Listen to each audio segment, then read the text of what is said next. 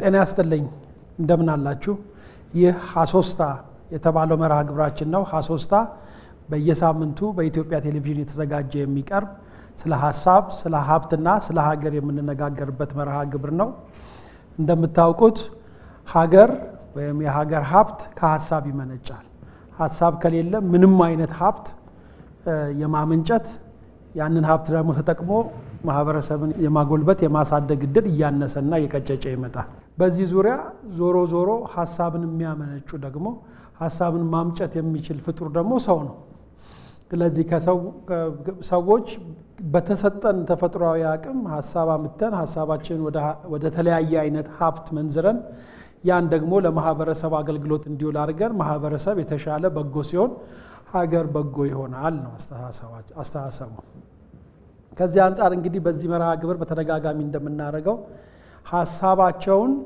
ወደ ማህበረሰብ ሀብትነት የቀየሩ ሰዎችን አምጥተን ከነሱ የህይወት ልምድ ከሄዱበት መንገድ ከተማሩት ትምህርት ከህይወት ማለት ነው እና ከሰሩት ስራ ምን አነሳስቷቸው በየት አልፈው ምን ችግርን አልፈው ለማህበረሰብ ሀብት መሆን ቻሉ ብለን ምናናቸው ሰዎች ታሪካቸውን እንዲያካፍሉ ብለን እዚህ አምጥተን እሱን ሐሳባቸውን ያካፍላሉ ዛሬ በጣም ትልቅ የሀገር ሀብት የሆኑ አንጋፋ ኢትዮጵያዊና እናቀርባለን ጋሼ ዙምራ ኑር ይባላሉ ብዙዎቻችሁ እንደምታውቁት ይሄ በጣም የሚታወቅ ስም ነው የአውራምባ ማህበረሰብ የተባለውን በጣም ምልክት የሆነ ማህበረሰብ ላለፉት 53 አመታት ከመመስረት አንስተው እስካሁን ድረስ በአባልነት ያሉ የራሳቸው አስተሳሰብ የራሳቸው የዓለም እይታ ያላቸው ግን የዓለም እይታቸው ደግሞ የተመሰረተው በጣም መሰረታዊ በሆነ የሰው ልጅ ፍላጎት ላይ ነው ያ መሰረታዊ የሆነ የሰው ልጅ ፍላጎት ደግሞ እኩልነት ነው እኩልነት በሁሉም መስክ ማለት ነው እንደምታውቁት ሰዎች ስንወለድ ከተወለድን በኋላ ከውጪ የምንጨምራቸው ማንነቶች አሉ ከስም ጀምሮ ብዙ ማንነቶች አሉ በአብዛኛው እነዚህ ማንነቶቻችን የመለያየት የመበላለጥ ምልክት የሆኑና በሰላም አብረን በፍቅር ተባብረን እንዳንኖር ያግዱናል የሁሉም ማህበረሰብ ደግሞ ግብና ዓላማ ወጥ የሆነ የሚከባበር የሚተሳሰብ በጋራ የሚሰራ እኩልነት ያለበት በፍትህ የሚያምን በማህበረሰብ ውስጥ ያሉ ደካሞችን አስተውሎ ድካማቸውን ተረድቶ የሚያግዝ የሚረዳ ማህበረሰብ መፍጠር ነው የትኛውም የማህበረሰብ ዓላማ ይሄንን መሆን ነው በጣም ጥቂቶች ይሳካላቸዋል ይሄን ለማድረግ ጋሼ ዙምራ ኑሩ ይሄንን ያደረጉ ትልቅ ኢትዮጵያዊ ናቸው ስለሳቸው ብዙ ነገር አልጨምርም ወደዚህ ጋብዛቸዋለሁ እሳቸው ይነግሩናል ስለ አውራምባ ማህበረሰብ ማለት ነው ወደ መድረክ እንዲመጡ ጋብዘውታል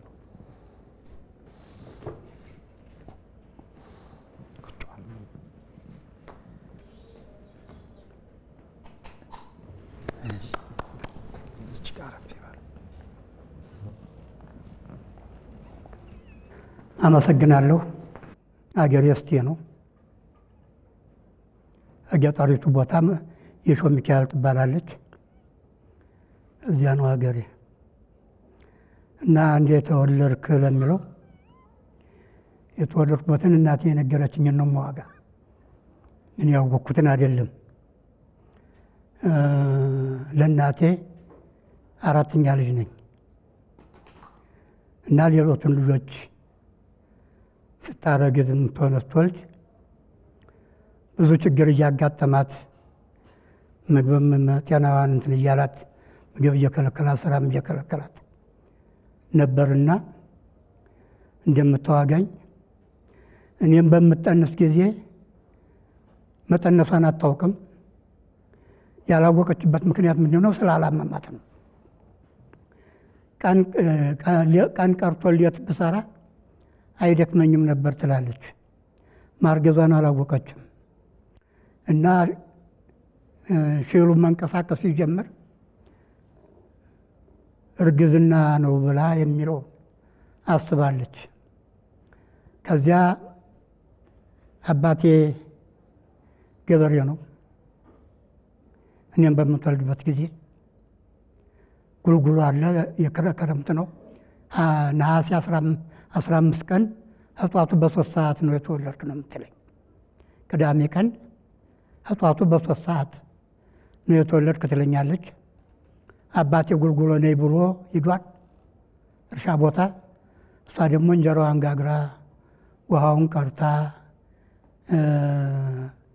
በረቷን ጠርጋ የቤቱን ስራ አጠቃላ ነው የምትሄደው። እንደዚያ ብላ ተሯሩጣ ያን ሆና ውሃ ቀርታ ለመምጣት ጎረቤት ጓደኞቿ ጋር ውሃዋን ቀርታ መጣ። ውሃውን ኑር ታረግ እዚያ ላይ መቆማቃቴ ነው የምትለው። ሽል መጥቷል ማለት ነው። እስከዚያ ድረስ አላወቀችውም። እንደው ለዚሁ ነው ብላ ነው። እና ቁማ መውለድ መሆኑን እናውቃለች። ወደ መንደር ለመጥራት ወደ በር ስትሄድ አቅቷታል። ዙራ ተመልሳ እንደገና መደብ የሚባል ነገር አለ። ወደ መደቡ ለመገደብ ስትዞር እኔ ውልቅ ብዬ መሬት ወድቄያለሁ፣ ወደቀ ነው የምትለኝ። ያላት አማራጭ ምንድነው? ዞር ብላ እዚያው ላይ ተቀምጣ አውጥቷን ቆርጣ እኔን ወደ ሄደችበት መደብ ማስተኛት ነው። እና ያን ታረግና የኔ በላይ ደግሞ ወጣ ልጅ አለ ሄድማ ብላ ዋብራው ለቀዱ ሴቶች ንገርልኝ ስትለው ያን እናቴ ትጠራለች ብሎ ሲናገሩ እኒያ ሴቶች ሩጠው ሲመጡ መሀል ሳሎን ላይ ወድቃ ደምሞና ወድቀሽ ነው ወይ ብለው ሲሉ ወድቄ አይደለም መውለድ ነው እና ለኛ አተነግሪንም ነበር ሲሉ እንስራውን ኑር አርጀት ቀና ለማለት አልቻልኩም። አጎንብሼ ለመጥራት ብችልም አልቻልኩም። ዙሪያው ለመገደብልም አልቻልኩም። መሀል ላይ ወደቀ ነው የምትለው። አሁን አንቺ ደህና ነሽ ስላት እኔ ደህና ነኝ፣ ልጁ ግን ህይወት ያለው አይመስለኝም። እንግዲህ ልጅ ሲወለድ ድምፅ ያሰማል፣ እኔ ድምፅ አላሰማም ነው የምትለኝ። ህይወቱ እንዲሁ ሲወድቅ ህይወቱ እንዳለፈ አስባ ነው የያዘችው። እንዲያው እሷ በድኑም ቢሆን ነው ወስዳ ያኖረችኝ።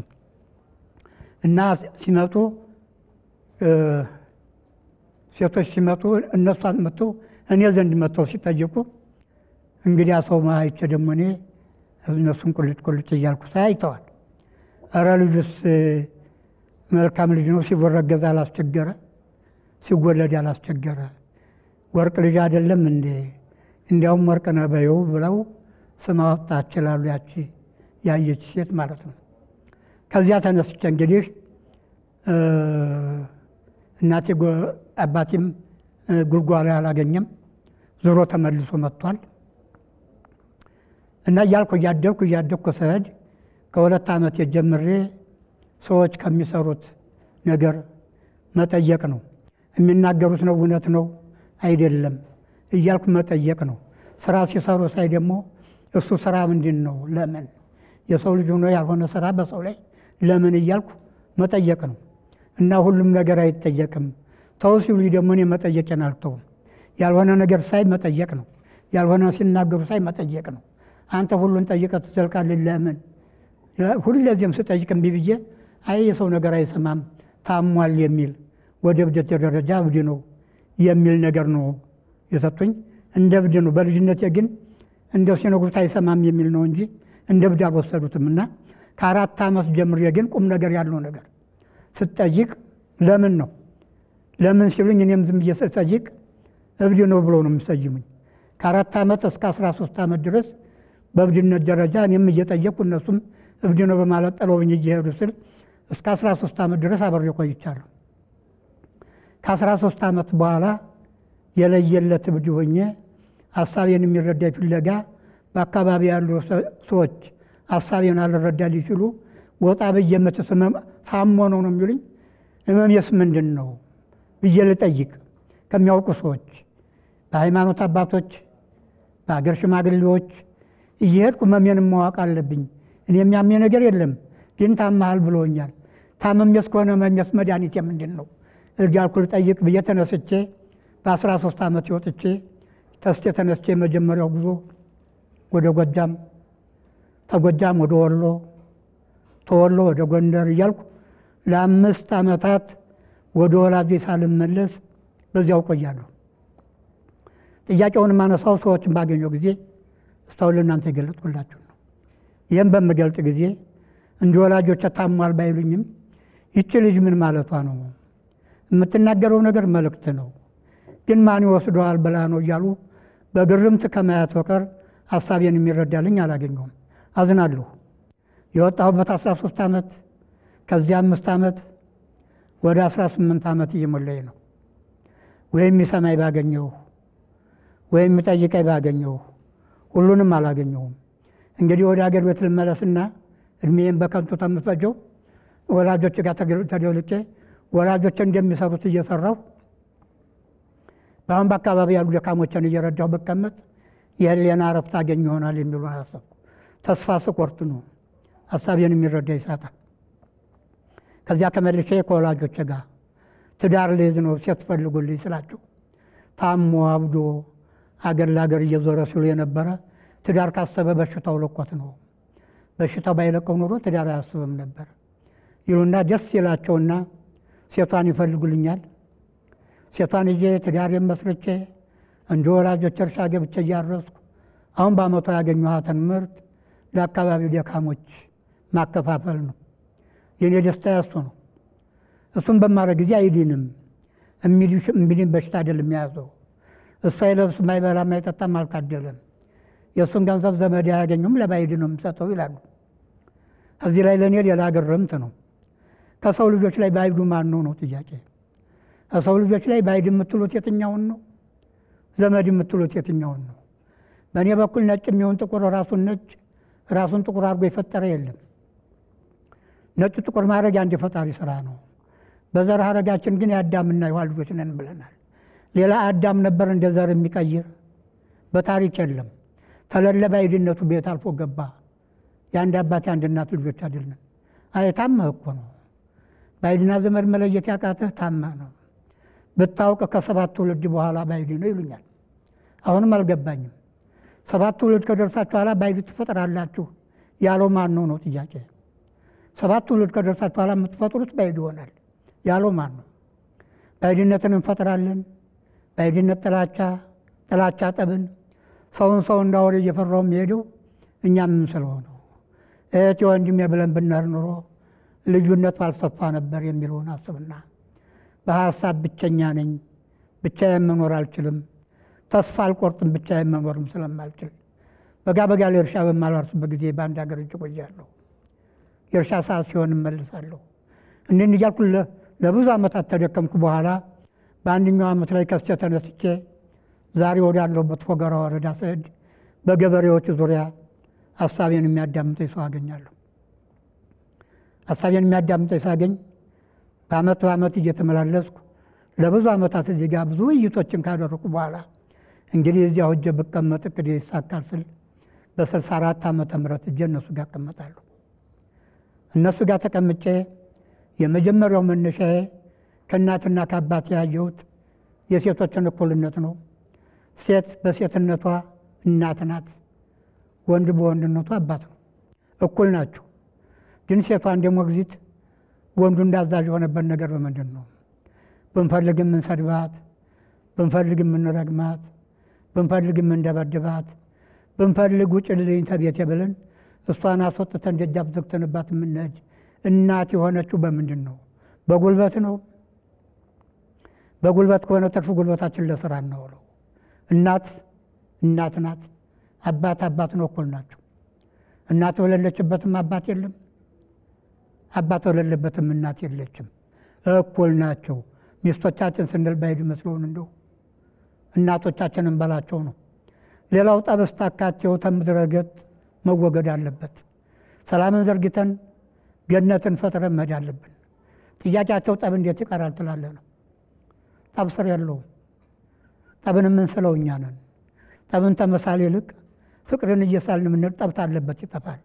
ሁለት አረፍተ ነገሮች ናቸው የሚያጣሉን። እኛን ታወቅናቸውና ካስወገርናቸው ጠብ አይኖርም። መጥፎ አነጋገር፣ መጥፎ አሰራር ናቸው። መጥፎ ቢናገሩን እንደማንወድ በራሳችን ላይ መጥፎ ቢሰሩብንም እንደማንወድ በራሳችን ሊደረግብን ሊባልብን የማይገባ ነገር ከሰው ልጆች ላይ ማስወገድ። ያን ጊዜ ጠቡ የለም። ሌላው ሰላም እንዴት ይመጣል ትላለህ ነው ጥያቄያቸው። ሰላም ይመጣ ሁሉም የሰው ልጆች ነጭ ጥቁር ሳንል ሰው በሰውነቱ ሁሉም ወንድም ሁሉም እህት ሆነን እዚያ መካከል ችግር የደረሰበት ሰው ቢኖር ሁላችን እጃችን አንስተን የዚያን ሰው ችግር ማስወገድ። ችግሩን ስናስወገድለት ደስ ይለዋል። ገንዘባችን የወገናችን ደስታ ነው። ደስታውን መካፈል። ከዚያ ተሳስበን ተዛዝነን ከርነ ውስጡ ያለው ደስታ ነው። ደስታን ፈጠርን ማለት ሰላምን ፈጠርን ማለት ነው። ሰላምን ፈጠርን ማለት ያን የምንፈልገውን ገነት ፈጠርን ማለት ነው። ገነትን የምንፈጥረው እዚህ ሳለን በሰው ልጆች ላይ በምንሰራው ጥሩ ስራችን ነው። እዚያ ከርን በኋላ አይበስልም። ይህን ተማምነን በምንቀጥል ጊዜ የአካባቢ ሰዎች አልዋጥላቸው ብሎ መኖሪያ ቢያሳጡንም የተማሩ ሰዎች እስከሚያገኙት ሕይወታችን መስዋዕት አድርገን ለተማሩ ሰዎች ማድረስ አለብን። የተማሩ ሰዎች እነማን ናቸው? የሃይማኖት አባቶች የሚሆኑ የቀለም ምሁሮች ያገኙት ነው ይበሉ ያንሱ አይደለም ካሉ ይተው እስከሚያገኙት ድረስ ግን ሕይወታችን ሲጠፋ ይቅር እንቀጥል። እንግዲህ ከ64 እስከ 93 ሕይወትን መስዋዕት ማድረግ ስንታይ ቆየን። ከ93 በኋላ ማስታወቂያ ሚዲያ ላይ ዋለው። ሚዲያ ላይ ሲያውሉ ወይም የሚሰማኝ ባገኘው ወይም የሚጠይቀኝ ባገኘው ብዬ ያጣሁትን አሁን በመጽሔት በጋዜጣ በቴሌቪዥን በሬዲዮ በኢንተርኔት ዓለም እየሰማ እየጠየቀኝ ሀሳቤን እየተረዳልኝ ይገኛል። መውሰድ አለመውሰድ የራሳቸው ሆኖ ሀሳቤን የሚረዳልኝ በማግኘት ብቻ አንድ እርምጃ ብዬ እገኛለሁ። መነሻ ይሄ ነው እና ውሸት የለም፣ ሌብነት የለም፣ ነገረኝነት የለም፣ ምቀኝነት የለም። በጥቅሉ ሐሜት የሚባል አውራምባ የለም። ሐሜት የሚያሳማው አንድ ሰው ይሄን ሰራ ይሄን አጠፋ ሲባል ነው ሐሜት የሚኖረው። እንደዚህ ያለ ሰው ካገኘን ከሐሜት ይልቅ ሂደን ይሄን ይሰማል እሳ እንዴት አየኸው እንዴት ነው ወይ አይደለም ከሆነስ እንዴት አየኸው ብለን ያን ሰው መጠየቅ ነው። ስንጠይቀው ሲያመጣ ካስተካከለ አስተካክሏል፣ ካላስተካከለ ደግሞ ደግመን እስከምንግባባ ድረስ እንጠይቀዋለን። ሀሳቡን እስከሚረዳ ድረስና ተነጋግረን ነው ከሆነ ማስተማር አይደለም ከሆነ መተው እንጂ ማማት የለም። ማስተማር ነው። በማማት ፈንታ ማስተማር ነው የሚመጣው እና ሁሉ ነገር አውራምባ ከሕፃን ጀምሮ እስከ አዛውንት ድረስ የሰው ልጆች ክብር ያለበት ነው። አሁን ልጆቻችን እኛ ባልተማርን እኛን ወላጆቻችን ባያስተምሩ ጎድተውናል። ልጆቻችንም የእኛም መድገም የለባቸውም ብለን ከሕፃንነት ጀምሮ ልጆቻችን ትምህርት እንዲማሩ ነው የምናደርገው። ከብት ጠባቂ እኛ በተራ ትልልቆች አባቶች በተራ እየጠበቅን ልጆቻችን እንዲማሩ ነው የምናደርገው። እንዲያውቁ እንዲመራመሩ ነው የምናደርገው። ስራ ደግሞ እያወቁ እንዲሄዱ ራሳቸው በቅድ ከአባታችን ዘንድ የቤታችን በራሳችን ምን መስራት አለብን የሚለው ልጆች በራሳቸው ውይይት አላቸው። ተሰባስበው የመንደሮቹ ልጆች ይወያዩና በቤታችን ምን መስራት አለብን ይላሉ። በአቅማቸው ይችን እሰራለሁ ይሉና እቅድ ይይዛሉ። እቅድ ለሰው ልጆች ጠቃሚም ስለሆነ ከልጅነታቸው ጀምሮ በአእምሯቸው ሰርጦ እንዲሄድ በእቅድ እንዲሰሩ ነው የምናደርጋቸው እና ቀኗን ከ3 ከፍለን የጨዋታ ጊዜ፣ የጥናት ጊዜ፣ የትምህርት ጊዜ ብለው ነው የሚይዟት። በዚያ በትርፍ ሰዓታቸው እቅዳቸውን የሚያሟሉበት ነገር ይመጣል እና በየ15 ቀን በአእምሯቸው ሌላ ነገር እንዳይቀረጥ እውነታ ተቀርጦ እንዲሄድ በየ15 ቀን በየቤታችን ውይይት አለ። በሰላም ጉዞ ምን ጊዜ አለ። የሰላም ጉዞ በየቤታችን ውይይት አለ። አንድ ቀን እኔ እመራለሁ፣ አንድ ቀን እሷ ትመራለች፣ አንድ ቀን ልጆቹ ይመራሉ። ሕፃኑ ሁላ የመድረክ ምንነትና የንግግር ምንነት አውቆ እንዲሄድ እናደርጋለን እና ሕፃኑም ይመራል። ቃላቱ ሲያጥረው አቡሽዬ ምን ብለህ ነው የሚየህም ብለህ ነው ወይ እያልን እየነገርናቸው እየተማሩ እንዲሄዱ በውይይት እነሱም መድረክ መሪ ይሆናሉ። በየወሩ እየተፈራረቅን መድረክ መሪው ለሁሉም ቤተሰብ እንዲደርስ እያደረግን እየተማማርን ነው የምንሄደው እና ተምረው ስለሚሄዱ በሄዱበት ነገር አስተማሪ ይሆናሉ እና መዋዕለ ሕፃናት አለ። እዚያ መዋዕለ ሕፃናት መፈክሮች አሉ ተምረው ሲያበቁ። እኛ ታዳጊ ሕፃናቶች የሰውን ገንዘብ አንነካም፣ ወድቆ ብናገኝ ለባለቤቱ እንመልሳለን፣ በመተባበር በመተዛዘን እየሰራን እናመርታለን የሚል መልእክት አለ እና እዚያ ትምህርት የውጮቹ ልጆችን መጥቶ አብረው ይማራሉ። የሚገርማችሁ ነገር ቢኖር የውጭ ልጅ ተምሮ እዚያ መዋዕለ ሕፃናት ሰርግ ባለበት ቦታ ሄዶ ብር አግኝቷል። እዚያ ወርቁ ይሄ ብር የማን ነው ብሎ ሲላቸው አንተ ጅል ምንድን ነው ያገኘኸውን ብር አትወስድም ብሎት፣ በአውራምባ እኮ የወደቀ ገንዘብ ለባለቤቱ ነው የሚሰጥ እንጂ አይወሰድም ብሎ ምስክር የሰጠም ልጅ አለ። የሚገርም ነገር እና የወደቀ ገንዘብ ቢገኝ ገንዘብ የሚባለው በስራ የተገኘ በስጦታ የተገኘ ነው። አውራምባ ወርቁ የተገኘ ገንዘብ ግን የወገናችን ወርቁ ሲለፋ ኖሮ ያገኘው ገንዘብ ወርቆበት ብለን ገንዘባችን ሲወርቅ እንደምናዝነው አዝነን አንስተን አፈላልገን ያን ገንዘብ ለባለቤቱ እንዲደርስ ማድረግ ነው። ባለቤቱን ታጣን የወደቀ ገንዘብ ያዥ ኮሚቴ አለ። ለዚያ የገንዘብ ያዥ ኮሚቴ እንሰጠዋለን። ይረከባል። የገንዘቡን አይነት ይይዛል፣ ቀኑን ይይዛል፣ የተገኘበትን ቦታ ይይዛል፣ ወሩን ይይዛል፣ ያገኘውን ሰውዬ ስም ይይዛል። ይዞ ያስቀምጣል። አፈላልጎ ለመጣ ይሰጣል ማለት ነው።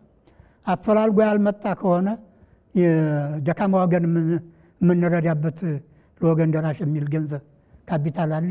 ከዚያ ገንዘብ ነው የምንደበልቀው።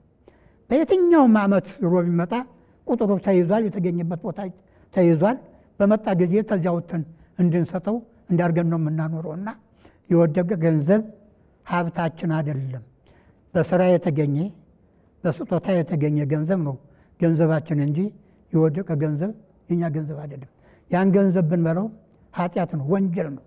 ተወንጀልም አልፎ ኃጢአት ነው ብለን ነው የምንይዘው የሰው ገንዘብና አውራምባን ሊያኖረው የቻሉ በሰላም ሊያኖረው የቻሉ ስህተት ቢኖር ተዛዝነን ተከባብረን ተመካከረን፣ ደካሞች ቢኖሩ ስራ በትንሽ ጉልበት ብዙ ደካማ እየተመራበት ያለ ታሞ የሚታከምበት ያጣ ካለ ከዚያ ተወገን ደራሽ አንስተን ታክሞ እንዲሄድ ማድረግ። ተማሪ ደብተር እስክሪብቶ የሚገዛበት ካለ ትንሽም ብትሆን ደብተር እስክሪብቶን ገዝተን እንዲማር ትምህርቱ እንዳይቋረጥ ማድረግ። ቀለብ ጨምሮ የሚፈልግ ልብስ ጨምሮ የሚፈልግ ተማሪ ካለ ወላጆ የሞተበት ልጅ ካለ ያንን እስከ 18 ዓመት ድረስ ማሳደግ ማስተማር። ደካማ ቀለቡ ውጭ የሆነ ከሆነ እኛ እየቀለብነው ተምሮ እስከሚያበቃ ድረስ ማስተማር። አውራምባ እንዲህ ያለ ነው የሰው ልጆች ነገር ክብር ነው። በጣም በጣም በጣም ከሁሉም በላይ የሰው ልጆች ክብር ሰው ሀብት ነው ነው የምንለው። ትልቁ ሀብት በመሬት ላይ ሰው ነው። የገንዘቡ ምንጩም ለሰው ሰው ነው። የእውቀቱ ምንጩም ለሰው ሰው ነው። ገበያውም ለሰው ሰው ነው። እስከ ውጭ ሀገር ድረስ ሰው ባለበት ሁላ ገበያ አለ እና ይህ ከሆነ ሰው ገንዘቡ ምንጩ ጋር አይጣላም፣ ሰው ገበያው ጋር አይጣላም እያለ ይህን እያልን ጠብ የሚባልን ነገር በውይይት ሳናቋረጥ እየተወያየን እየተማማር ነው የምንሄደው። አውራምባ ለምን 53 ዓመት ድረስ እንዴት ሳይጣላ ተቀመጠ በሚሉ የሰው ልጆች ሀብት ስለሆነ ነው። ትልቁ ሀብታችን ሰው ነው፣ ወንድማችን እህታችን ስለሆነ ነው የማንጣላው። ይሄ ነው እንግዲህ አውራምባ ያልንበት ተብዙ በጥቂቱ። በጣም እናመሰግናለን ጋሼ ዙምራ ኑሩ። ኢትዮጵያ ቴሌቪዥን ያዘጋጀው ቪዲዮ አለ። ቪዲዮውን ያዩና የሚያስታውሱት ነገር ካለ ይነግሩናል።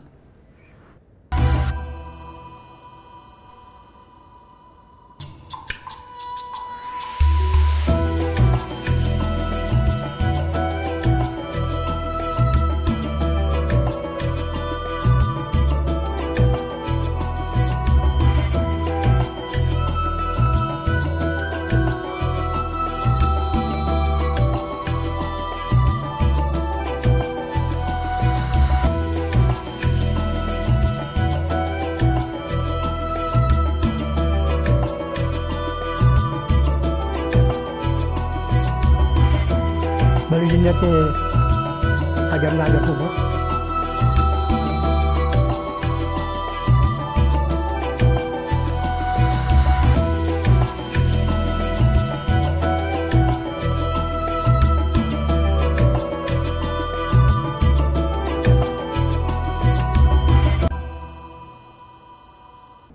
ጋሽ ዙምራ ምን አስተዋሉ ከነዚህ ቪዲዮዎች? ምን አስታወሱት?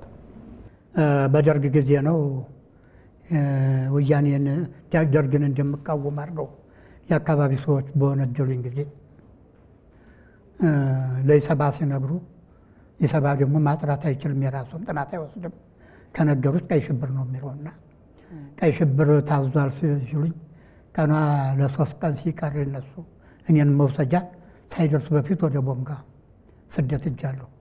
ስደት ስሄድ 13 ሰዎች ናቸው ማረፊያ ሄደው ተከትለውኝ ሄዱ እና በእግሬ ነው ብዙውን ሀገር የሄድኩት። እግራችን ቆስሎ እስከሚቆስል ድረስ በእግራችን አንዳንድ ጊዜ ሲብስብን በመኪና እንሄዳለን። በተቀረ በእግራችን ነው እና በእግራችን ደግሞ ቦንጋ ስንደርስ የማናውቀው ሀገር ነው፣ ቋንቋውን አናውቀው። አንዱን የወጣውን ሰው ታንዱ ስራ ከተትኩ፣ አንዱን ታንዱ ከተትኩና ሴቶችም አሉ አብረው ሄዱ። እዚያ ጋር ቆየን እና ብዙ ቆየን። በኋላ ወያኔ መጣ። ወያኔ ሲመጣ እንግዲህ ወደ ሀገራችን ክደን ብንመለስ ቦታችን እናገኛለን፣ ደርግ ከሄደ ብለን መጣን። ደርግ ሄደ ብላችሁ ነው የመጣችሁ የሚል ብዙ ችግር ተፈጠረ። ምንም አላረጉንም። መቼም ሰው ፍቅሩ ነው እንጂ ሰው ከከፋ ከባድ ነው እና ስራ የለም። እዚያም ቦንጋም ያመረት ነው የለም። ጥፍጥርጥጧን ገዝተን የጥፍጥር ሙቅ ጥፍጥርዋን እየከሰከስን ያችን የጥፍጥር ሙቅ ለልጆቻችን እናካፍላለን። ስደርሰን በፍንጃል ያችን እኛም እንቀምሳለን። ሳይደርሰን ለልጆቻን ታነሰን ዋጭተን ወደ የሰራችን ነው የምንሄደውና ጥጥ ነው የምንፈትለው። ያን ጊዜ ከገበያ እያመጣን እና ያችን እየሰራን ሁሉንም በስደት ጊዜ አሁን ለዋራ የነበረው ነው። ሽመና አውቃለሁ። አንዳንድ ሽመና አያወቁም ልጆች አሉ። ሙላውን ሴቱን ወንዱን ሽመና አስተምረን የሰራን ጨርቋን ያችን እየሸጥን ለጥጥ መግዣ እየሆነችን ጥጥዋን እየጠመቅን ልጆቻችን ብዙ ዓመታት ይርናልና ሰውየው ስሙ አሁን ጠፋኝ። ያን ኩላ ሲያይ እኒህ ሰዎች ወገኖቻችን አይደሉ የሚል አስቦ ቀይ መስቀል መጥቶ አየን። አንድ ጊዜ ለጉብኝት መጥቶ ወዳችን ሰምቶ ሲያየን መልካችን ወደ ቅጠል ተቀይሯል፣ የሚመገብ ጠፍቶ ደማችን አልኩ። እኒህ ሰዎች እኮ ምንም ቢከፋ ኢትዮጵያዊ ናቸው፣ መርዳት አለብን ብሎ ስንዴ እና ብስኩት ምናምን አመጥቶ ሲረዳ ለሳምንታት ቆይም ያች ታልቃለች። ልጆቻችን ብስኩት መቼ ነው የሚመጣ የሚል ቅንጭላታቸው ላይ ተቀረጠ። ይህማ መሆን የለበትም፣ ችግሬን ችዬ ልጆቼ ከቁም ነገር መድረስ አለባቸው እንጂ እርዳታ ፈላጊ ሆኖ መኖር የለባቸውም አልኩና ኑሮ ምለው ጓደኛ ያለ እድና ቀመስከልን የምንሰራው ስራ እኛ ገበሬዎች ነን፣ ሰርቶ የምናደር ሰዎች ነን። ስራ የምንሰራበት ነገር ፍጠሩልን እንጂ ሁለዚህ ይህን በየወሩ እየመጣችሁ የምትረቱት ነገር አይምሯችን የሚያዝግ ነገር ነውና ያን ታረጉልን እንደው አርጉልን፣ የማታረጉ ከሆነ እርዳታችሁን አቁሙ ብለህ ንገርልኝ አልኩት። የልጆችን እርዳታ ፈላጊ ሆኖ እንዲያደርጉ ነው፣ ስራ ፈላጊ ሆኖ እንዲያደርጉ ነው የፈለኩትና ህዶ ሲነግረው ተገረመ። እንጂ ብሎ የሚላለ ወይ አነሰኝ እርዳታው የሚል እንጂ እርዳታ ምን ያደርግልናል? ሰርተን የምናደርሶች ተረጅ ሆነን ልንኖር ነው ወይ ብሎ የሚጠይቀኝ አንድም አላገኘውም በሕይወቴ አለና እርዳታ በሮች አመጣ። መሬት የለም። መሬታችን ፊት የነበረው መሬት የአካባቢ ሰው ወስዶታል በፍቃዱ። መሬት አላስመለሱም። በሬ መጣ። ያን በሬ ስንጠብቅ ብዙ ጊዜ እያረጁ ወደ ጥጃ እየቀየርን ስንል እርሻ ሳንገባ ቆየን። ችግራችን ይዘን ቆየን። ማን ነው የሚባለው አንድ ሰው መጥቶ ተግብርና ከፌደራል ይመስለኛል ሽመና አስተማረን። ባህላዊ ወደ ዘመናዊ የሆነ ሽመና አስተማረን። ያን ተማርን። ያን እየሰራን ዋጋውም የተማሪ ጨርቅ ስለሆነ ብዙ በጣም ግን ትንሽ ህይወታችን እየሸፈነ መጣ። እንዲህ እያልን ጩኸታችን ስናበዛ ትንሽ መቀመጫ ቦታ መሬት ትንሽ ቦታ ሰጥተን ለቤተ ቦታ መጥተን እዚያች ላይ ቦታችን እያሰፋን እዚያች ላይ ተቀመጥን። አሁን ወደ ሸቀጣ ገባን። እዚያ ስራ ተነስተን ያን ስራ መካፈሉን ትተን ችግራችን ችግር አድርገን ሁልጊዜ ይችን እየተከፋልን አከርን ነገ አናድግም። ይችን እንብላት እንስራባት ብለን ጠይቃለን። ብንበላው ነገ ያልቃል፣ ብንሰራበት ይሻላል እንላለን። በአመቱም እንደዚያው ወረታን አትርፈን የሸቀጥ ማንጫ አደረግን። የሸቀጥ ማንጫ እያደረግን ስንሰራ በወር በአንድ አመት 100 ብር የተካፈልንባት አለበት ለአባላት። ከዚያ 150 ከዚያ 200 እያልን ዛሬ ላይ ትንሽ ከፍ ብለን 40 ሺህ ብር ለአንድ አባላት የተካፈልንበት ደረጃ ደርሰናል። እና አውራምባ ሀሳቡ ነገ ለትውልድ ስራን የሚፈጥር ስራን የሚያሳይ ውሸትን የሚያጠፋ ሌብነትን ከምድረ ገጽ የሚያጠፋ ንግግር፣ ጥሩ ሰላም ንግግር ተነጋግረን መጥፎ አነጋገርና መጥፎ አሰራሮችን አስወግዶ የሚሄድ ማስተማር እያስተማርና አሁን በአካባቢ ላይ ብዙ ሰዎች እየወደቀ ሲያገኙ የሚሰጡ ሰዎች አሉ፣ ከኛ እያየን ማለት ነው። እና አውራምባ የሚያስተምረው ይሄን ነው። ለሴቱ ለወንዱ ሰርቶ ማደር፣ ነጭም ሰርቶ ነው እዚህ የደረሰ። እንደው ዝም ብሎ ተሰማይ አልወረደለትም ወይም ተመሬት አልፈለቀለትም። ከሰራን ያን የማንሆንበት ነገር ምንድን አለ የሚል እልህ ስላለ እርዳታውን ሁሉ አይከለክ እርዳታ ብንረዳ ሽባ ሆነን ነበር ምንቀር። ያን በማስቀረቴ ልጆቻችን ዛሬ ያመሰግናሉ። እንኳን እርዳታ ፈላጊ አላረከን፣ እንኳን ስራ አስተማርከን እያሉ የተማሩ ልጆች አሁን ወደ ስራ ላይ እየሆኑ እያመሰገኑ ያሉበት ጊዜ ነው ያለውና መተዛዘን፣ እስበስ መተዛዘን ትልቁ ገንዘባችን ለአውራምባ። ይሄን ነው እንግዲህ ለአውራምባ ያዋረስኩት። ተሳስበን እንሄድ። እህቶቻችን ናቸው፣ ወንድሞቻችን ናቸው። ነጭ የሚሆን ጥቁር ሰማይን መሬት ሲሰራ ነጭ ጥቁር ቀይ ነው ያደረጋት።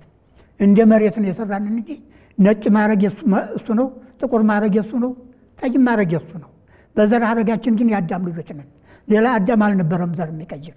ተለለ ደግሞ በአይድነት ቤት አልፎ ገባ። ዘር በዛ እንጂ ነው። ሁሉም ሰው ከሆነ እህት ነው፣ ወንድም ነው።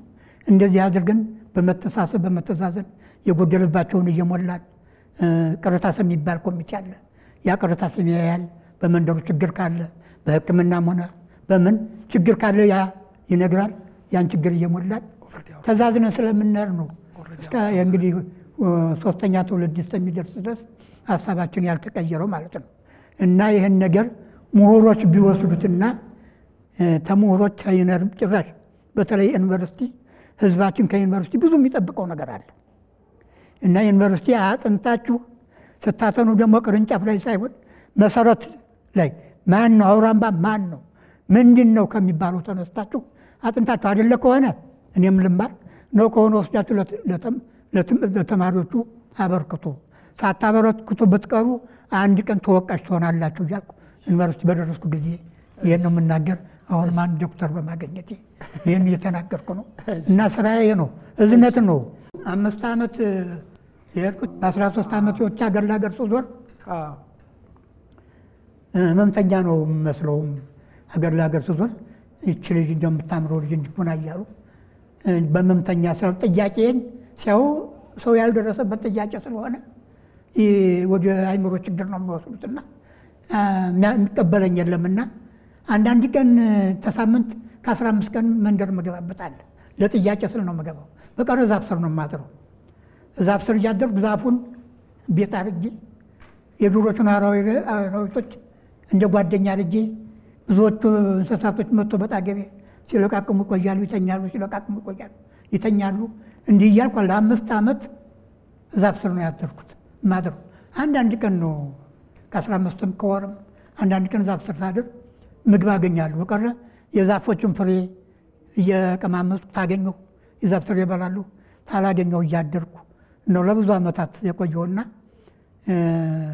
ይችን ቆብም ተዛፎቹ አንስቼ የዛፎቹን ገጽታ ላስቀምጥ ብዬ ማስታወሻ ያመልኳት 5 ዓመት ያስተናገዱኝ ዛፎች። እሺ፣ በጣም እናመሰግኖታለን። የሚሰሩት ስራ በጣም የሚያኮራ ነው። ብዙ መማሪያ የሚሆን ነው። የህይወት ልምዶ እንዲሁ ለብዙዎቻችን መማሪያ የሚሆን ነው። እዚህ ድረስ መጥተው ሀሳቦትን ስላካፈሉን፣ ምክሮትን ስለለገሱን በኢትዮጵያ ቴሌቪዥን እና ይህንን በሚመለከቱ ሰዎች ስም በጠቅላላ በጣም አበርክቼ አመሰግኖታለሁ። እኔም አመሰግናለሁ። በጣም ነው የማመሰግነው። እሺ ከጋሽ ዙምራ ኑሩ የአውራምባ ማህበረሰብ መስራች አባት ብዙ የህይወት ልምድና ምክር የሰማንበት ዝግጅት ይሄ ነበር።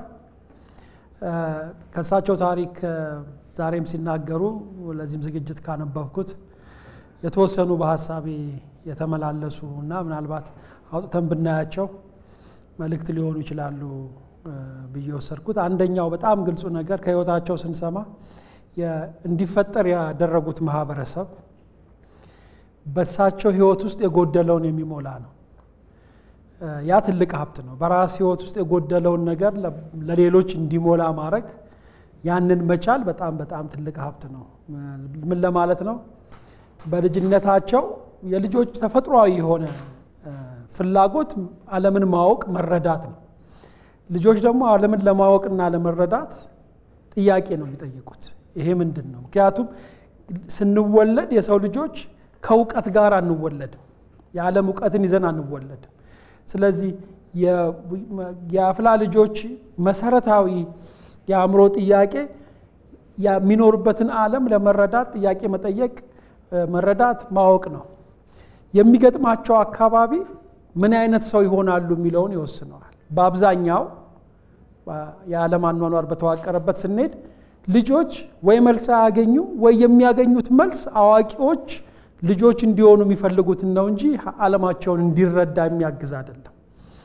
ስለዚህ ጋሼ ዙምራ ሲሉ እንደነበረው ጥያቄ በጠየቁ ቁጥር ምንድን ይሄ ልጅ የሚጠይቀው? መጀመሪያ ልጅ ስለሆነ ነው የሚጠይቀው ተብሎ ችላ መባል፣ በኋላ ደግሞ አይ እንደውም ይሄ ጤነኝነት አይደለም በማለት ያገኙት ምላሽ ጎዶሎ ነበር። በኋላ ግን ስለ አውራምባ ልጆች አሁን ሲነግሩን ለልጆች በጣም ብዙ እድል አለ። እርስ በርስ እንዲወያዩ፣ እንዲጠይቁ፣ ለጥያቄዎቻቸው መልስ እንዲያገኙ ይሄንን አካባቢ ፈጥረዋል። በሳቸው የጎደለውን ለሌሎች እንዲሆን አድርገዋል።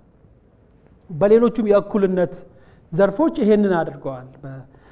በጾታና በሴቶች እኩልነት የተናገሩት በጣም ልብን የሚነካ ያንን ደግሞ በልጅ እድሜ በማስተዋልና ይሄ የጎደለ ነገር ስለሆነ በሚቋቋመው ማህበረሰብ ውስጥ እንዲኖር እውነት፣ ውሸትን ማጥፋት፣ ስርቆትን ማጥፋት በኖሩበት እድሜ በብዙ ትግል ውስጥ እሳቸው ጎሏል ያሉትን ነገር በማህበረሰብ ውስጥ እንዲኖር በማድረግ ለውጡ በጣም የሚያስገርም ለውጥ ነው። በእሳቸው የጎደለውን በብዙ ሰው እንዲሞላ ስላደረጉ ማለት ነው። አንደኛው በጣም ያስተዋልኩት ነገር እሱ ነው። ሁለተኛው ያቋቋሙት ማህበረሰብ በዓለም ላይ እንዲህ አይነት በመተባበር እርስ በርስ በመግባባት በእኩልነት በፍትህ ለመኖር የሚጥሩ ማህበረሰቦች ይፈጠራሉ፣ ግን ብዙ ጊዜ ይከስማሉ።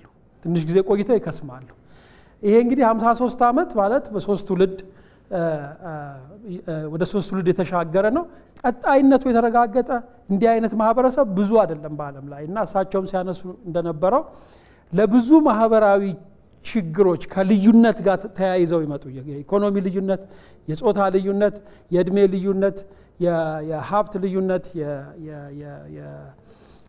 የአመለካከት ልዩነቶች የሚፈጥሩት ማህበራዊ ተቃርኖ አኗኗርን ከባድ የሚያደርገው። ይሄንን የፈቱ እንደ አውራምባ ያለው ለመማሪያነት ያለው ፋይዳ በጣም ብዙ ነው። በአግባቡ ተጠንቶ ብዙ ጥናቶች እንደተጠኑ አውቃለሁኝ፣ ሳነባቸው ነበር የተወሰኑትን። በአግባቡ ተጠንተው ግን ሊሰፉ የሚችሉበትን መንገድ መምረጥ ያስፈልጋል።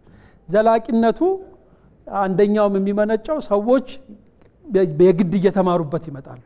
ብዙ ጊዜ እየቆየ ስለሄደ ጥርጣሬያቸው እየቀነሰ ጥቅሙን እያዩት ሲሄዱ ሰዎች እኛም እንደዚህ ብንሆን ብለው ሊማሩ ይችላሉ። ግን ደግሞ ያንን ወስዶ በማህበራዊ ስርዓት ውስጥ የተሻለ መንገድ እንዲዋቀር ማድረግ በጣም ያስፈልጋል። ሁለተኛው በጣም ያስተዋልኩት እሱ ነው፣ ዘላቂነት ያለው። ሶስተኛው በጣም መሰረታዊ ነገር ይሄ ማህበረሰብ የተቋቋመው የተማሩ ሰዎች መጥተው እንዲሆኑ ብለው አይደለም፣ ሀብታም ሰዎች መጥተው እንዲሆኑ ብለው አይደለም፣ ወይም ደግሞ ሀገርን የሚመሩ የሚያስተዳድሩ የመንግስት ሰዎች መጥተው በዚህ መልክ ሁኑ ብለው አይደለም።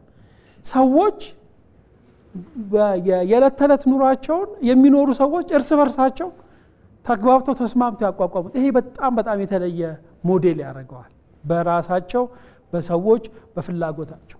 አራተኛው በጣም ሌላው ከዚሁ ጋር በተያያዘ ልናስተውለው የሚገባ ነገር የተገደበና የታጠረ ማህበረሰብም አይደለም።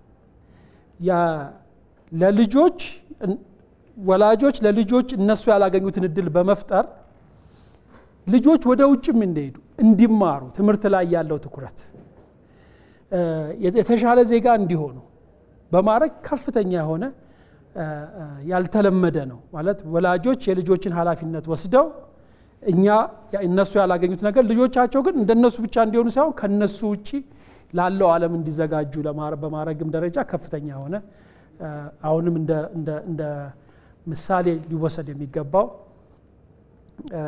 ማህበረሰብ ነው።